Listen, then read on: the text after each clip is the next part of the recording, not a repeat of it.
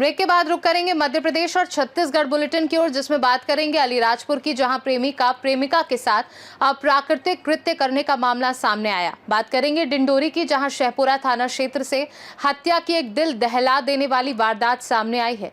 ऐसी तमाम खबरों पर विस्तार से करेंगे चर्चा।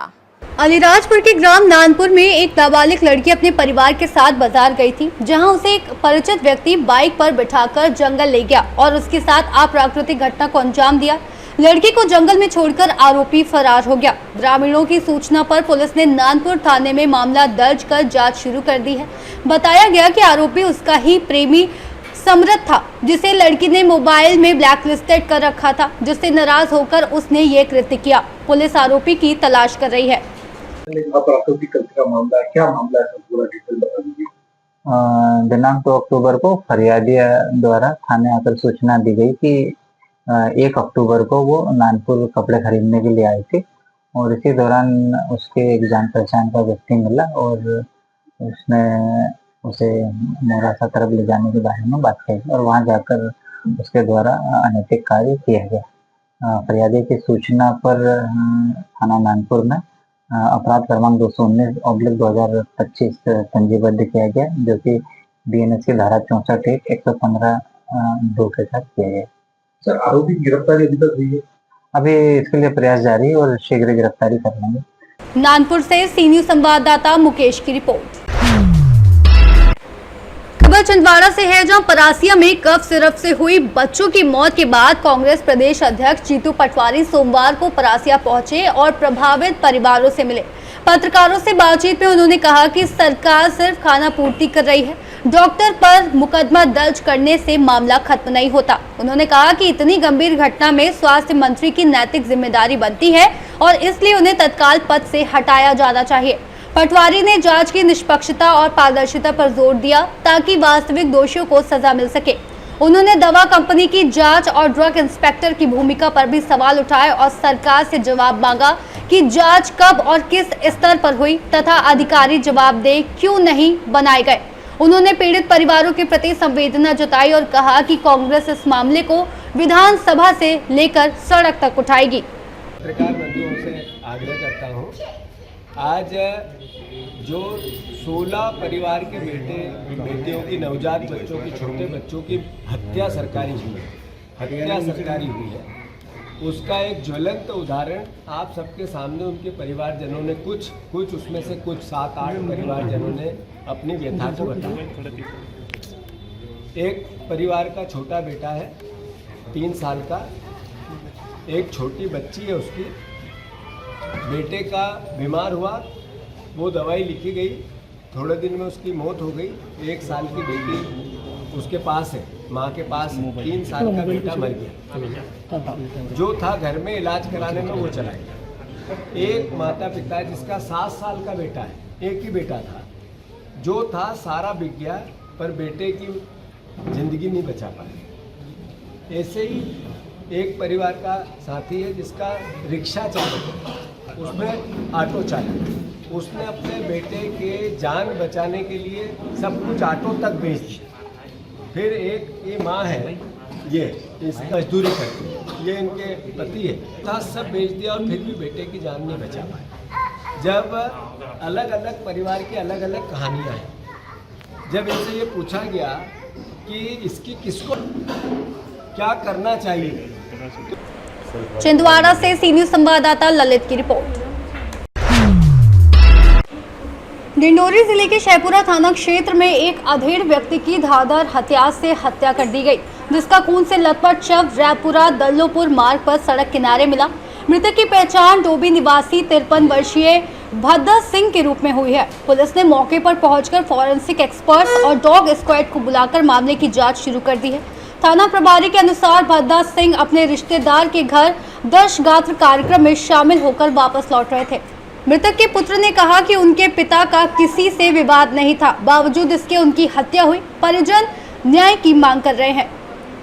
कौन सा जगह है, क्या वारदात हुई है? यह स्थान अपना रायपुरा चौरा रोड, चौरा डैम का जो नहर है उसके पुलिया के पास का स्थान है, जहां पर मृतक भद्दा सिंह मारकूट शव पड़ा हुआ है, जिसके चेहरे और गर्दन पर धारदार हथियार से चोट पहुंचाई गई है। जिससे प्रथम दृष्टया मामला हत्या का प्रतीत होता है। किसी अज्ञात व्यक्ति के द्वारा हत्या की गई है और कायमी कर ली गई है और जांच जारी है। सर एफएसएल की टीम वगैरह भी आज एफएसएल की टीम डॉग स्क्वाड को मौके पर बुलाया गया है, जो मुआयना करेंगे। मतलब संदिग्ध जल्द हिरासत में? जल्दी। क्या नाम है आपका? शिव कुमार मार्को। क्या हुआ? सर मैं सुबह कल 6 तारीख था या 5 तारीख था शायद, जो मैं गांव से इसको चौरा लेके गया था 10:30 बजे। कहाँ गए थे पिताजी? ये दसकातर में गए थे सर, वहाँ पे लेके छोड़ दिया। फिर मैं घर पे गया भटवारे की तरफ से, फिर घर पे गया, खाना खा के नहाया धो के खाना खा के फिर सो गया था सर। यहाँ कैसे पहुँच गए? अभी ये कुछ भी पता नहीं है सर, अभी कैसे पहुँचा, क्या है क्या नहीं है, अभी कुछ भी जानकारी नहीं है सर। तो कहाँ कहाँ चोट है देखे आप? देखा था सर इधर गर्दन में शायद। किसी से कोई रंजिश वगैरह? अभी तो कुछ भी नहीं था सर, बस किसी से कोई विवाद नहीं? जी। क्या चाहते हैं? हम तो न्याय चाहते हैं सर। क्या नाम है आपका? शिव कुमार मार्को। डिंडोरी से सी न्यूज संवाददाता कमलेश पाठक की रिपोर्ट। डिंडोरी में करंजिया के भाजपा नेताओं का एक वीडियो सोशल मीडिया पर वायरल हो रहा है, जिसमें बाइक चलाते हुए एक भाजपा नेता निखिल साहू अपने साथियों के साथ महात्मा गांधी के हत्यारे नाथूराम गोडसे को अमर रहे कहने के नारे लगा रहे हैं। वायरल वीडियो की पुष्टि नहीं हुई है और इसे गांधी जयंती के दिन यानी 2 अक्टूबर का बताया जा रहा है। इस वीडियो के सामने आने के बाद कांग्रेस नेताओं ने राज्यपाल के नाम ज्ञापन भेजकर मामले में कार्रवाई की मांग की है। कांग्रेस विधायक ओमकार मरकाम ने भाजपा नेताओं पर निशाना साधते हुए कहा है कि इस तरह के नारे लगाने वालों के खिलाफ सख्त कार्रवाई होनी चाहिए। इस मामले में भाजपा के जिम्मेदार लोग कैमरे के सामने कुछ भी कहने से बच रहे हैं। रंजिया में कांग्रेस कमेटी ने एक शिकायत की है, क्या शिकायत है और किस तरह की कार्रवाई की मांग की गई है? पूज्य महात्मा गांधी जी के जयंती के दिवस पर पूज्य महात्मा गांधी के हत्यारा नाथूराम गोडसे के समर्थन में भारतीय जनता पार्टी युवा मोर्चा के जिला मंत्री निखिल साहू, प्रकाश यादव सहित भारतीय जनता पार्टी के कार्यकर्ताओं ने नारा लगाया। ये गांधी जी के हत्यारा का जो समर्थन का नारा है, ये बहुत बड़ा नकारात्मक सोच का उन्होंने वहाँ उदाहरण दिया है और ये देश की अखंडता संप्रभुता के लिए खतरा है। इस बात को लेकर के हम लोगों ने ज्ञापन दिया है और संबंधितों पे कार्रवाई की मांग किया है। अगर कार्रवाई नहीं होती है तो क्या कदम होगा आगे? हम आगे लोकतांत्रिक ढंग से कार्रवाई की मांग को लेकर के आगे प्रयास करेंगे और हमारा तो मानना है कि न्यायपालिका हो, कार्यपालिका हो, सभी को इसमें संज्ञान लेना चाहिए और ऐसे नकारात्मक सोच वालों को रोकने का प्रयास करना चाहिए। डिंडोरी से सी न्यूज संवाददाता कमलेश पाठक की रिपोर्ट। दुर्ग परिक्षेत्रीय साहू समाज बोसी तहसील दुर्ग शहर जिला दुर्ग के नवनिर्वाचित पदाधिकारियों का शपथ ग्रहण समारोह आज मां कर्मा भवन पोठियाडीह दुर्ग में संपन्न हुआ। कार्यक्रम के मुख्य अतिथि ताम्रध्वज साहू थे। अध्यक्षता पोषण साहू ने की। इस अवसर पर जितेंद्र साहू, अशोक कुमार साहू, रमेश साहू सहित अनेक समाजजन उपस्थित रहे। विशिष्ट अतिथि के रूप में दिव्या किलहारी, रानी साहू, सविता साहू एवं गुलाब साहू ने नव निर्वाचित पदाधिकारियों को बधाई दी। समारोह में समाज की एकता और संगठन को सुदृढ़ करने का संकल्प लिया गया। परिक्षेत्रीय उपाध्यक्ष बोरसी, हमारा समाज एक सुदृढ़ समाज है। सही व्यवस्था में गलत आदमी सही कार्य करने के लिए बाध्य हो जाता है और गलत व्यवस्था में सही आदमी गलत कार्य करने के लिए विवश हो जाता है। व्यवस्थागत रूप से हम समाज को कैसे सुदृढ़ कर सकते हैं, इस दिशा में हम कार्य करेंगे। किसी भी समाज की बात हो, राष्ट्र की बात हो, 4 ही मुख्य काम होता है: शिक्षा, रोजगार, सुख सुविधा और संरक्षण। हम अपने समाज के लोगों को उचित शिक्षा मिल रही है कि नहीं मिल रही है, और नहीं मिल रही है तो हम उनको कैसे दे सकें, प्रशिक्षित कैसे कर सकें। कोई व्यक्ति हमारे समाज का प्रशिक्षण से वंचित ना रहे। सबको सड़क, बिजली, पानी की व्यवस्था, सबको चिकित्सा की व्यवस्था, सबको सुख सुविधा की व्यवस्था प्रॉपर हो रही है कि नहीं। मतलब कोई भी समाज का अभी हमारे प्रदेश साहू समाज के निर्देशानुसार जिला साहू समाज के द्वारा सभी तहसीलों को निर्देशित किया गया है कि अपने अपने प्रक्षेत्रों का निर्वाचन किया जाए और उन्हीं के पालन करते हुए बोरसी प्रक्षेत्र में निर्विरोध निर्वाचन हुआ है। ये हमारे समाज की बहुत बड़ी विशेषता है, क्योंकि हमारे प्रदेश साहू समाज के समस्त पदाधिकारियों का भी निर्विरोध निर्वाचन हुआ। उन्हीं के परिप्रेक्ष्य में आज निर्विरोध निर्वाचन के पश्चात यहाँ शानदार शपथ ग्रहण समारोह का आयोजन किया गया है और आप सब देख रहे हैं कि यहाँ पे हमारे करीब 25 पदाधिकारी अभी शपथ ग्रहण में भाग लिए हैं और निश्चित रूप से समाज के उत्तरोत्तर प्रगति के लिए, विकास के लिए ये लोग काम करेंगे। हमारा लक्ष्य ये है कि हमारा समाज अपने समाज के साथ सभी समाज को साथ लेके चले और हमारा समाज जैसा विकास कर रहा है वैसे अन्य समाज भी विकास करे, ये हम लोगों का उद्देश्य है। अभी इस कार्यक्रम में प्रमुख रूप से हमारे समाज के जितने भी वरिष्ठ हैं जिला के, हमारे पूर्व मंत्री, गृह मंत्री ताम्रध्वज जी भी उपस्थित थे मुख्य अतिथि के रूप में। हमारे पोषण साहू जी, आदरणीय राजेश साहू जी के कुशल मार्गदर्शन में, खिलावन साहू जी के कुशल मार्गदर्शन में पूरे दुर्ग जिला में हमारे सभी स्थानीय इकाई का चुनाव संपन्न हो गया है। प्रक्षेत्र के चुनाव बारी बारी से हो रहा है, जैसे बोरसी का चुनाव हो गया, न्यू आदर्श नगर के चुनाव हो गया, अब बाकी 4 प्रक्षेत्र और है उनका चुनाव अभी संपन्न करना है।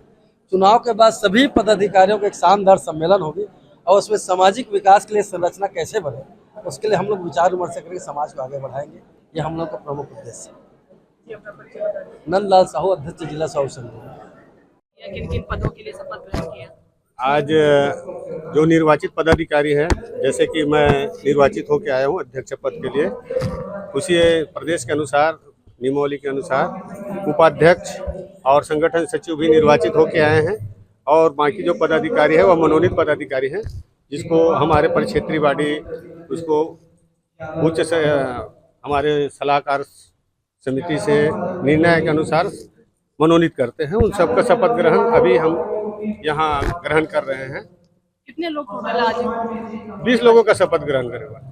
अच्छा। और संरक्षक सलाहकार इन लोग का तो शपथ नहीं होता, उनके आशीर्वाद हम सब लिए हैं, क्योंकि उनके मार्गदर्शन और सलाह से संरक्षण में हम समाज को विकास की ओर ले जा सके। आप अध्यक्ष बने हैं, आगे समाज को आगे ले जाने के लिए किस तरह से कार्य करेंगे और जो और भी सदस्य हैं उनसे क्या उम्मीद करते हैं कि वो समाज को किस तरह से आगे बढ़ाएं?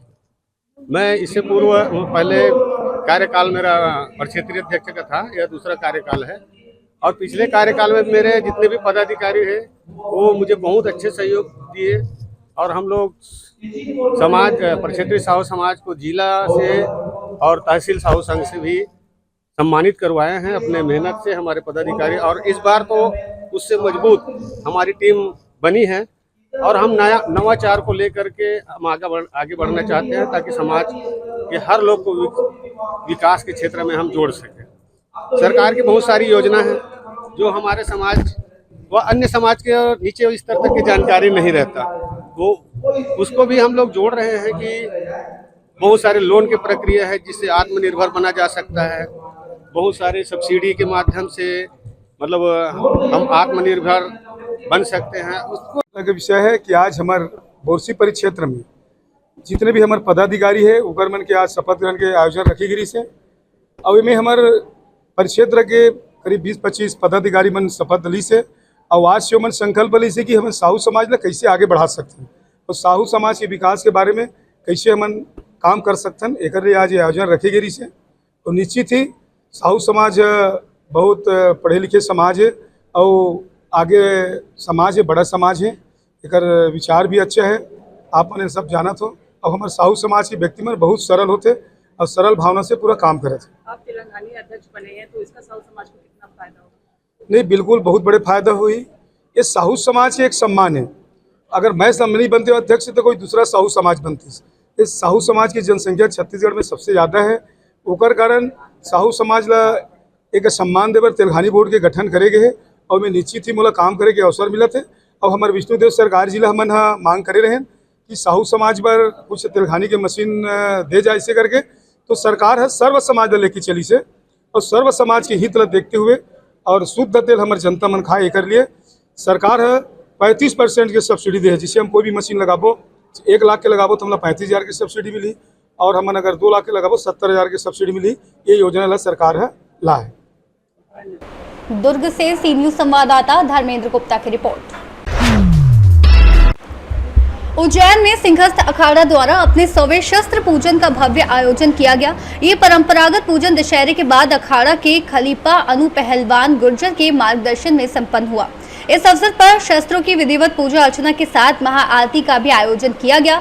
शस्त्र पूजन में तलवारें, बंदूकें, डंडे तथा अन्य हथियारों को विधि विधान से पूजा की गई।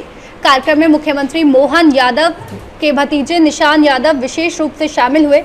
इस धार्मिक और सांस्कृतिक कार्यक्रम में महंत दिग्विजय दास, महंत दामोदर बैरागी, राजेश जैन, लीला मीणा, रौनक गुर्जर, सोनू ठाकुर, हेमंत लश्करी, सतीश लश्करी, गणेश यादव, चेतन गुर्जर सहित शहर के अनेक क्षत्रिय गणमान्य नागरिक भी उपस्थित रहे।